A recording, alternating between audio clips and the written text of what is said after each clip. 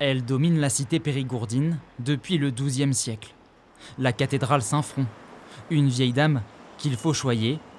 Ce matin-là, à près de 20 mètres de haut, au rythme des coups de burin, et malgré une chaleur caniculaire, ils sont 2 ouvriers à travailler sur la coupole nord de la cathédrale. Même avec le doigt, je l'enlève.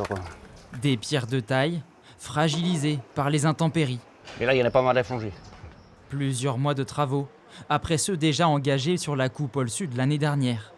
Une continuité nécessaire pour la bonne santé de l'édifice, classé monument historique.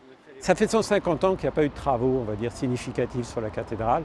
Je pense que les chéneaux en cuivre sont de la fin du XXe siècle. Objectif, lui offrir de nombreuses années, voire siècles, à l'abri de nouvelles détériorations. La corniche où je me trouve va être habillée en plomb, en continuité avec ce chéneau en cuivre, de façon à éviter cette dissolution de la pierre et le ruissellement sur les façades. Des travaux extérieurs, cachés du regard des promeneurs. Plus visibles, les vitraux, eux, profitent aussi d'un petit coup de jeune. Les vitraux, partis chez les vitraillistes pour revenir dès qu'ils seront restaurés, nettoyés. On peut déjà voir ce que ça donne sur la nef sud qui a été restaurée l'an dernier. Au total, près d'1 200 000 € ont été engagés par l'État pour cette phase de rénovation. Elle devrait arriver à son terme d'ici la fin d'année.